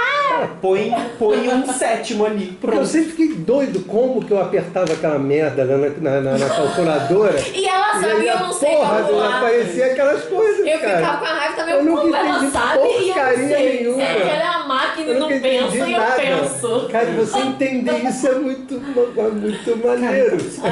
Agora a gente sabe. É muito legal. Cara. Mas é por isso que, então, por isso que a gente fala de funções algébricas e transcendentes. Então, no caso, essas funções trigonométricas, exponencial, logarítmica, são chamadas funções transcendentes, assim como os números transcendentes, né? Assim, é o que mesmo isso? São transcendentes? São as que não são algébricas. Algébricas são os polinômios e os quocientes, polinômios, coisas assim. Porque os polinômios são aqueles que você faz a conta diretamente, você não precisa da calculadora, né? Você faz a conta. Quer dizer, você precisa... Porque x é só x vezes x vezes x vezes x vezes x. Essas transcendentes você não tem como fazer. Me dá um papelzão muito retinho. Então, é aquilo que você tem um algoritmo com passos finitos para obter o resultado. Entendi. Então, o que você na prática faz a conta mesmo são só os polinômios. Sim. Porque os polinômios são combinações das 4 operações. E para as 4 operações você tem algoritmo, nesse sentido que eu estou falando. Com um número finito de passos. O que não é polinômio... Sendo de 1 radiano. E aí como é que aparece lá aquele negócio? Exatamente. Então, o que não é polinômio, você não faz a conta, você aproxima nesse sentido, né? Você aproxima por polinômio. Agora que eu tô compreendendo, né? Não é se eu ficar tudo a gente aproxima. Desenha uma reta na lousa. Sim, claro. Desenha uma circunferência. Entendeu? Os alunos, eles não... Por exemplo, uma coisa também que eu sempre... fazia o gráfico da função trigonométrica, né? Não sei o quê, com os alunos lá, né? Aí eu nunca tinha entendido direito, eu falei, mas por que o radiano, não sei o quê, até que, olha só quanto tempo eu levei para aprender isso, mas aprendi. Eu estava falando, o radiano, ele é uma medida de comprimento, pomba. Então você pode botar na reta. O grau, ele é uma medida angular. Então quando você bota π radiano, você bota 3,14 vezes o tamanho do raio. Você coloca o raio valendo 1, aquilo ali é 3,14, ele no eixo X. Então você não entende por que você não pode 10 graus, 20 graus. Assim, não, por que usava o radiano? Você só pode fazer gráfico de função trigonométrica usando o radiano. Você queria Você não pode usar, por que não usar o grau? E aí eu nunca tinha parado para pensar nisso. A gente falou sobre isso aqui, né? A gente falou que não falou. Acho que não falou. Eu acho que em algum momento falou. falou. Eu sei que lá no teu foi curso lá de funções. Foi análise 1 isso. Lá em 2005 você falou. Eu lembro disso quando eu estava no ensino médio também, que o professor deu radiano. E eu ficava, caralho, por que 2π? Assim, por que não tá 2? Porque grau é que a volta é 360. Agora tem radiano que a volta é 2π. Eu ficava assim, por não, quê? Na verdade é o contrário, porque 360 que é muito mais maluco e arbitrário. 2π é a coisa mais natural do planeta Terra. Pois é, mas no ensino médio, por que não botaram 100, por exemplo, ou 10? Por que 2π? Assim. Isso aí, claro. E justamente porque radiano, aí tem, o pessoal fala do ciclo trigonométrico, é um ciclo de raio 1. Eu acho mais adequado falar. É um ciclo no qual o raio é tomado como unidade de medida. Né? Isso, eu sempre falo para eles, é uma unidade. Pode ser um palitinho, qualquer coisa que vocês queiram então, lá. Também que nem quando unidade de medida que a gente... Você vai calcular a base natural para um logaritmo. E você vê que o mais natural possível é um E. Isso é um negócio também que eu ficava assim encafifado. Aí quando eu vi, eu comecei a rir assim, porque é ridículo, é só fazer tudo igual a 1. Quando a gente for falar de logaritmo, a gente pode fazer isso. Sim. Legal. Tem aquele negócio que faz com juros, né? Que você. Então, apareceu o primeiro nisso, mas eu nunca vi. Eu não gosto de juros. Nem eu. Eu também não. Mas você pode pensar assim mesmo como um crescimento. Mas eu gosto de ver como o Euler fez. Eu não sei. Então eu vou trazer pra gente. Eu fico pensando como PG. Só que você tem que, às vezes, tipo assim, sei lá, para vestibular, você tem que ensinar como cobra. Aí eu fico todo incomodada. Mas... vamos lá. Fazer do seno. Vamos do seno. Então, do seno a gente vai calcular as derivadas. Então, primeiro, eu estou pegando também o ponto x0 igual a 0, que é a mesma coisa. Fosse logaritmo, que tem aí logaritmo a gente não pegaria, né? Igual aí pegaria igual a 1, porque logaritmo de 1 é 0, entendeu? É o valor que a gente sabe. Quer dizer, a gente pode calcular, obviamente, calcular o polinômio de Taylor em qualquer ponto, só que o que é vantajoso pra gente é esse. Mas aí a gente tem que... E isso é um negócio que eu sempre insisto, é colocar o domínio e o codomínio da função, porque aí só tá a regra. E eu tenho infinitas funções com essa regra. Sim, mas é de R em R, pronto. Não, então, mas aí do log a gente não faz assim. Sim, do log a gente tem que botar. Mas olha só, então aqui eu vou ter, como eu estou pegando F, eu vou ter F de 0 é igual a 0, beleza? Aí eu tenho que calcular as derivadas. Então, f' de x é igual a cosseno. Então, eu vou ter f' de 0 igual a 1. Beleza? F duas linhas de x é igual a menos seno. Então, eu vou ter f duas linhas de 0 igual a 0. F três linhas é menos cosseno. Então eu vou ter f três linhas de 0 igual a menos 1, beleza? E f4... Agora vai resetar. Exatamente, vai dar seno. Aí poder replay. Isso, tá certo isso? Tá, né? Então eu vou ter f4 de 0 igual a 0. E aí volta. Então f5 vai dar cosseno. Beleza? Tranquilo, pessoal? Sim. Certo? Então esse do seno, aliás, vamos fazer o polinômio 1 por 1. O P1 de x é a própria reta tangente, beleza? Que é P1 de x igual a x. Beleza? Tá. Tranquilo? E esse P a gente está usando aquela fórmula, né? Vou até que põe a fórmula. Tá, o P2 vai ficar o quê? F duas linhas de 0 sobre 2 fatorial mais F', tarará, tarará. Só que quanto é F duas linhas? 0. Então, o P2 é igual ao P1. Isso. O P2 é igual ao P1. E quanto é o P3? O P3 vai ficar F3', beleza? Que é quanto? Menos 1 sobre 6. Sobre 6. vezes x3 mais x. Beleza? Tranquilo? Sim. E o P4? Vai ficar igual ao P3. Igual ao P3, exatamente. E o P5? Aí o P5 vai ficar igual. Derivada quinta. Beleza? Que não está aqui, mas aí volta para cá. Derivada quinta vai ser um cosseno. Isso. Beleza? E aí o cosseno de 0. Então vai ficar 1 sobre 5 fatorial, né? Que eu não sei quanto é. 5 fatorial. Quanto mesmo? 5 fatorial. 120. Tá. 120. É 120, isso mesmo. Beleza. x5 menos 1/6 de x3 mais x. Beleza, pessoal? Tranquilo? Sim. Então, por isso que eu falei que a gente fala ordem e não grau, porque o grau pode reduzir, entendeu? Então, no caso do seno, a melhor parábola, entre aspas, é uma reta, entendeu? Não, ele não.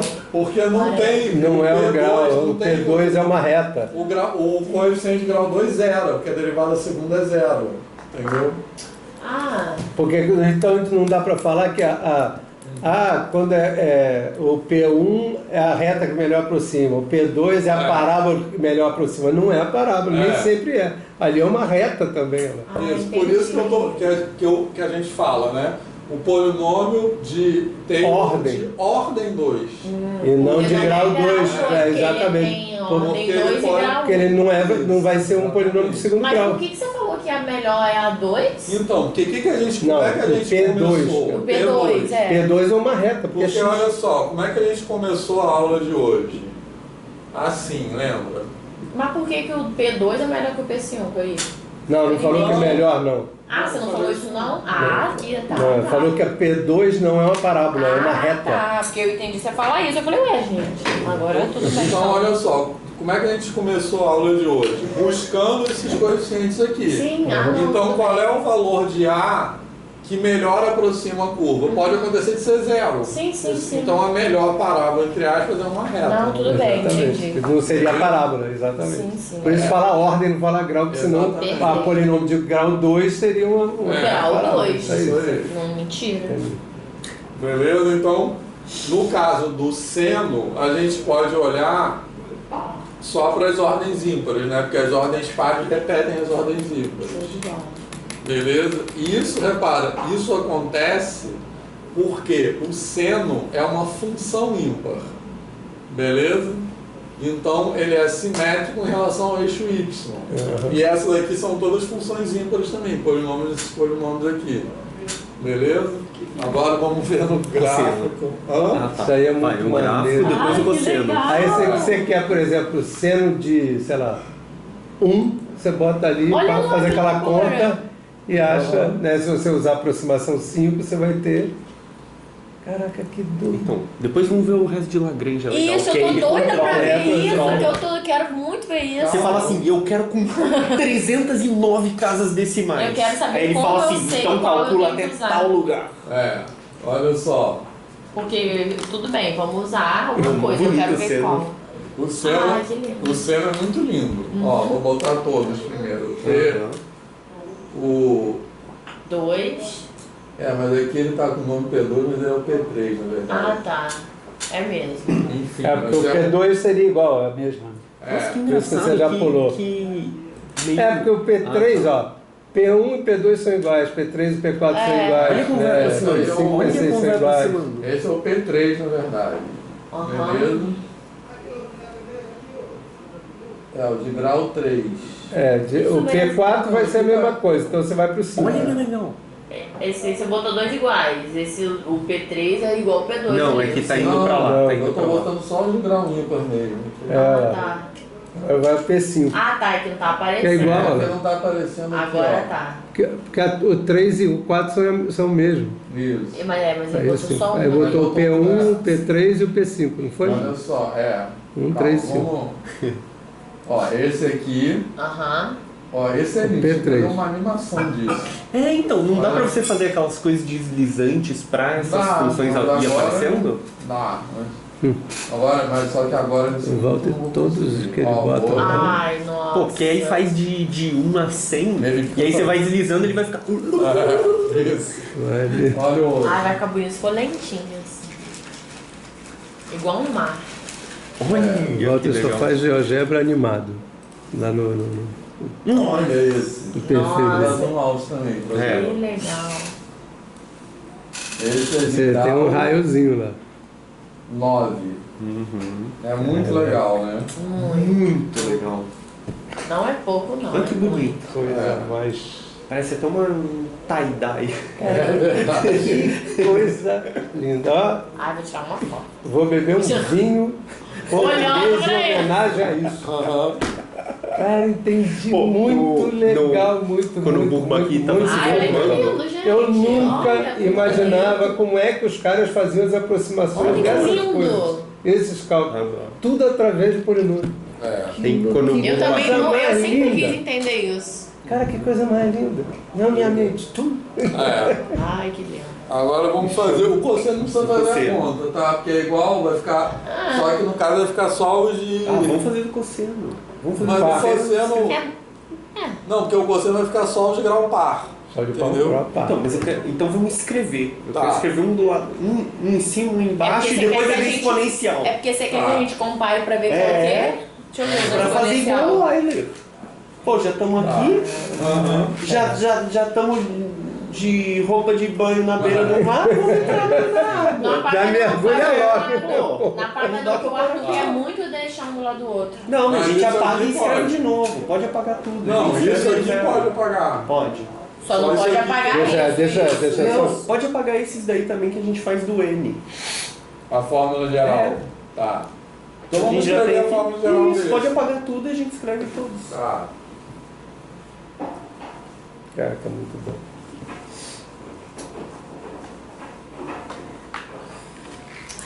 Então, calma, outro comentário. Pensa que no Luceno também acontece de ter a série, né? E aí, tá vendo ali? Acontece, né? Sabe quando, por exemplo, se eu tenho aquele UP3 ali, eu tenho um polinômio, eu posso escrever dessa maneira. Tá. Mas eu posso escrever ele da forma x menos uma raiz Posso. vezes x menos outra raiz vezes x menos outra raiz. Tá.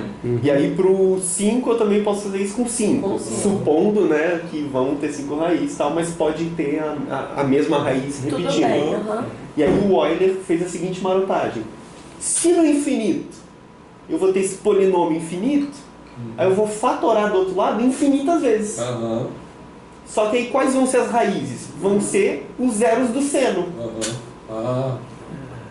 Sacou? E aí o que acontece? Aí ele põe os zeros do seno e aí ele faz a distributiva infinita, só que ele só precisa comparar com o grau 2 do outro lado.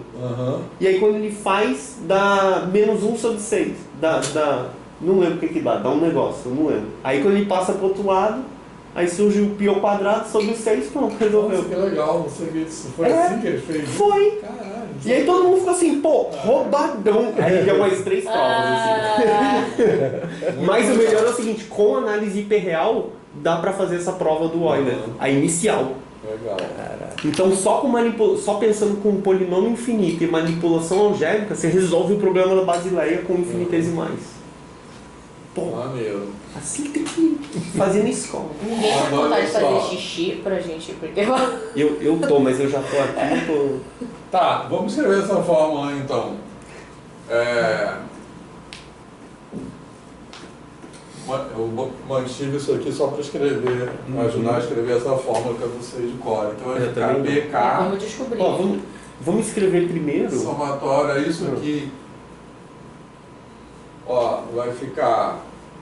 Quando Não, mas em vez de escrever com somatório, escreve por extenso. Eu pensei em mas escrever eu por não sei extenso como é. também. Não, ó, escreve primeiro da exponencial. Acho. Tá. Do exponencial, aí fica Ficou x de mais sene. x ao quadrado sobre 2 fatorial, mas é legal comparar termo a termo. Tá. Escreve. Esse aqui é do P, exponencial. isso.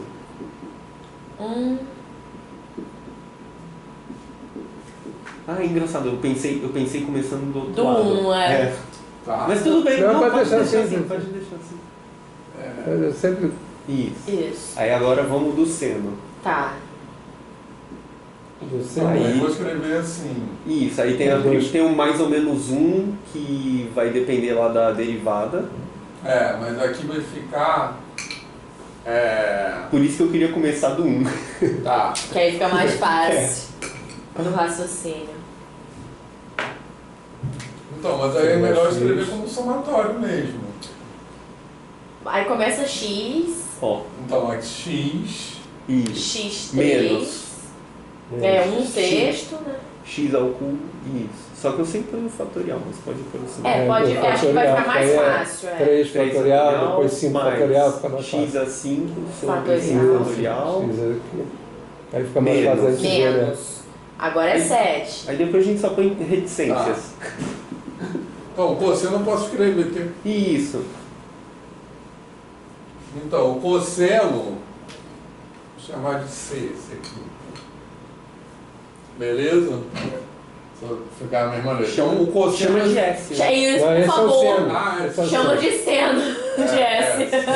Então, o cosseno vai ficar só os pares, tá? Então mas aí eu posso não fazer a conta das derivadas. Isso.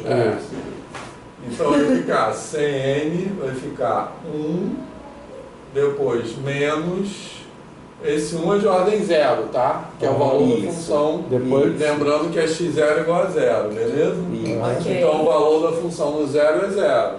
Depois vai ficar 1 sobre 2 fatorial x2, mais 1, vou botar até aqui assim, ó, 4 fatorial x4, menos 1 sobre 6 fatorial x6, mais blá blá blá. Isso. E aí por isso que eu queria escrever. Escreve ao contrário lá em cima pra ajudar a gente. Aí, ó, fica diretão. Você só fala assim, essa fórmula. É 1 mais x mais x quadrado 2.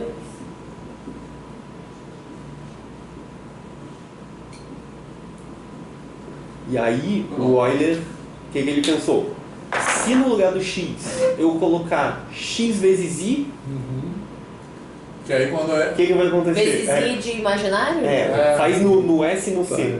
Põe x, i. x, i. Aí, ó, os sinais. Porque o i também tem período 4, que ele vai ser i, aí menos 1, menos i, e 1. E aí a gente vai colocar x com x, i em cada um dos argumentos ali e vai usar isso. E aí o que acontece? No de baixo são todos os pares. Então se são par, peraí que eu tenho que pensar que eu só levo. Então vai dar menos 1, porque no segundo ali vai ser x, i, e aí vai ser x ao quadrado e i ao quadrado, é menos 1. E aí é menos com menos fica mais. 1 mais aí x, vai ficar igual o de cima. Menos. Mas aqui vai ficar menos 1. Aí vai ficar menos 1. Vai ficar menos? Vai, se botar aí vai ficar menos 1. Então não sei se é assim. Não, mas isso... Não, você não bota no...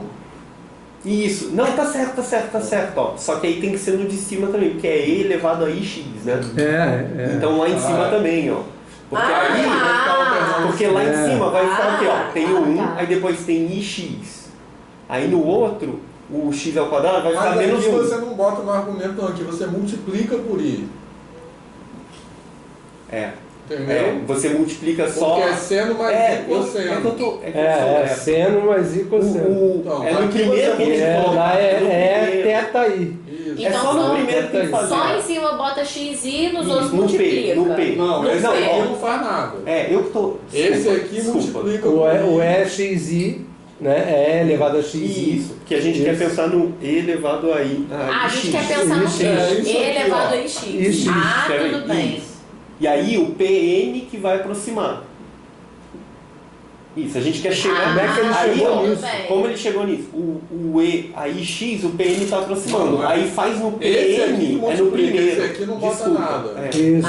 Tudo bem. Esse aqui bota I no IX. X no lugar de X. Aí, ó, vamos ver como fica. Então vai ficar alternando o sinal. Entendi, tá, tudo bem, agora foi. Não vai ficar só alternando o sinal, vai ficar alternando entre 1, I menos I menos 1. Aí você para para um lado com I e sem o I. E aí a parte sem o I vai ser o cosseno. E com o I vai ser o seno. Aí ele falou, então é igual. Foi o agradeço. Agora vamos ver. Agradeço você, porque olha, de aniversário do Gödel. Espera, que o Euler... minha mãe que vai saber. O Euler também já veio. Sua mãe? É. Uau! Sua mãe é matemática? Não, mas a gente conversa de matemática em casa e uma vez ela tem agenda de aniversário, aí todo mundo que a gente está conversando, ela ia anotando. Que bonitinho. Hoje ela me mandou, hoje é aniversário do Gödel. E ela é o que profissão? Ela é arquiteta. Dá uns traços. Mas é que eu falo muito de matemática em casa, então todo mundo já acostuma. Olha só. Que legal. Aqui então, o cosseno é lindo também. O cosseno é muito bonito, ó, porque esse aqui é a reta tangente que é horizontal, tá? Aí depois, ó, o próximo. Esse aí é de ordem 0. Aí o de ordem 2. Nossa, olha que legal. Esse aqui, ó. Nossa, olha que legal esse. Caramba, que maneiro, né? Aquilo. Nossa, olha como encaixa bem, né? É. Agora o próximo. Nossa, que legal. Esse é muito louco, né? Porque você dá pra ver direitinho fazendo assim, né? Esse aqui é muito maneiro. Se você animasse, ia ficar legal pra caramba, né? Esse é de... Esse me lembra, esse me lembra bracinhos. Esse é de ordem 8. 5. Não, 6, né? Beleza? Cara, mas é muito louco pensar mesmo no infinito, né? Porque pensa no polinômio de ordem 1.309. Ele vai... E aí depois que ele... E aí depois ele vai ou pra cima ou pra baixo. Então ele é um polinômio que ali ele é muito seno, né? Ainda bem que eu tô vivo pra ver isso aqui. Brincadeira. Assim, sabe por quê? Porque eu tava falando aqui com o Arthur, né? Eu já tenho esse tanto tempo aí de magistério. Se a gente visse isso na universidade, para que você abrisse a mente e conseguisse entender, como eu estou entendendo agora, o funcionamento da calculadora, das aproximações todas que se fazem, do E elevado a xi ser aquilo lá, você tem como, pelo menos, dar um caminho de pensamento para o aluno, mesmo que você vá adaptando à idade, ao ensino médio que ele está. Quando você não sabe nada, você fica assim, professor, né? O Diego Nicodemos, quando ele me perguntou, não sabia. O Nicodemos foi meu aluno no ensino médio. Que a gente não vai saber tudo. Foi meu colega no mestrado. Passamos juntos para o Pedro II, hoje é meu colega no Pedro II, né? E é professor ele já fez doutorado, não sei o quê. Então, assim, ele quando me perguntou lá, a gente estava conversando no outro dia sobre isso. Eu falei, não tinha ideia, tem coisas que eu não tinha ideia. E a gente, se a gente aprende na faculdade de uma outra forma, aí, sabe, abrindo a mente, entendendo o que é. Cara, já valeu minha terça